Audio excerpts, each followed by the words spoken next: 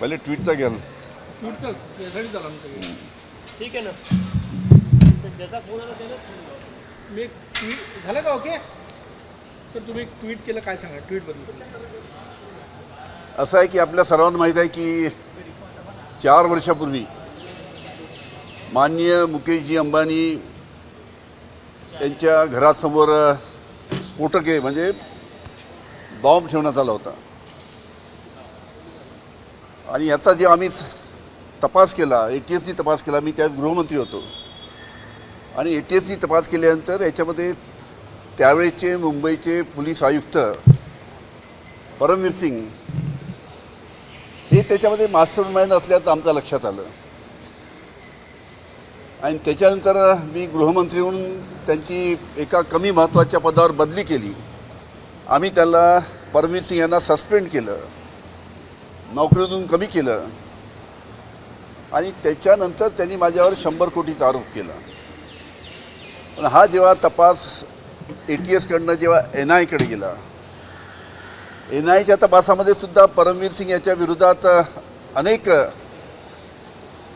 त्याच्यामध्ये त्यांना प्रूफ मिळालेत, अनेक पुरावे मिळालेत.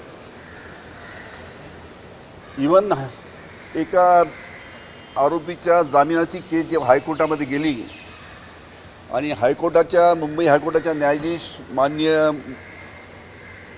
मोहिते डेरे पाटील यांनी सुद्धा बोलताना असं सांगितलं की NIAनी परमवीर सिंग यांना सर्व पुरावे असताना सुद्धा का आरोपी केलं नाही. अशा पद्धतीने संपूर्ण मोठ्या प्रमाणात संपूर्ण प्रकरण हे संपूर्ण मुंबई पोलीस आयुक्ताच्या कार्यालयात झालं. त्याचे अनेक जबाब त्या ठिकाणी परमवीर सिंग यांच्या विरुद्ध आहे. आणि इतके सगळे पुरावे परमवीर सिंगच्या विरुद्ध असताना सुद्धा NIAनी जी आता चार्जशीट दाखल केलेली आहे, त्या चार्जशीटमध्ये आरोपी म्हणून परमवीर सिंग याचं नाव नाही, याचं सर्वांना आश्चर्य आहे. कोणाचा आशीर्वाद परमवीर सिंग याला आहे त्याच्यामुळे त्याचं नाव येऊ शकलं नाही, याचा सुद्धा तपास होणं गरजेचं आहे.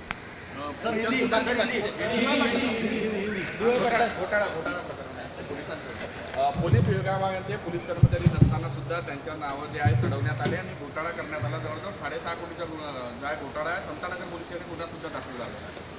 मला अतिशय आश्चर्य वाटतं की कशा पद्धतीनं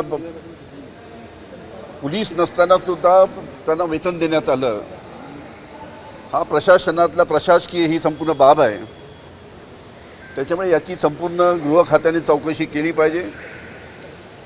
आणि पोलीस नसताना सुद्धा त्यांना पगार देऊन राहिलेत, याची चौकशी करून जे कोणी दोषी आहेत त्यांच्यावर कारवाई केली पाहिजे. कारण की आपल्याला माहीत आहे की पोलीस खात्यामध्ये मोठ्या प्रमाणात आमचे तरुण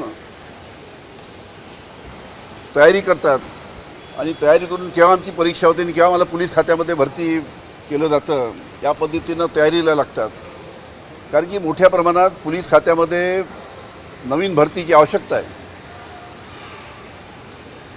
पण असं असताना सुद्धा पोलीस नसताना काही लोकांचे पगार काढण्यात आले. त्याच्यामुळे त्याची चौकशी होऊन जो कोणी दोषी आहे त्याच्यावर कारवाई केली पाहिजे. हिंदी में जानना चाहेंगे आपने जो ट्वीट किया? ऐसा है, आपको सभी को पता है कि 4 साल पहले मुंबई में देश के बहुत बड़े उद्योगपति माननीय मुकेश जी अंबानी, इनके घर के सामने कुछ बॉम्ब रखा गया. मैं उस वक्त महाराष्ट्र का गृहमंत्री था. हमने उसकी इंक्वायरी की, ATS ने उसकी इंक्वायरी की और उस इंक्वायरी में ये मालूम पड़ा कि मुकेश जी अंबानी इनके सामने जो बम रखा गया उसका मास्टरमाइंड, ये पूरा काम करने वाला जो मास्टरमाइंड था वो मुंबई के पुलिस कमिश्नर परमवीर सिंह थे. जब ये हमको सरकार को मालूम पड़ा तो गृह मंत्री करके मैंने मुंबई के पुलिस आयुक्त परमवीर सिंह इनका तबादला एक छोटी अलग एक जो कम अहमियत की पोस्ट है वहाँ पे किया। उसको हमने परमवीर सिंह को सस्पेंड किया।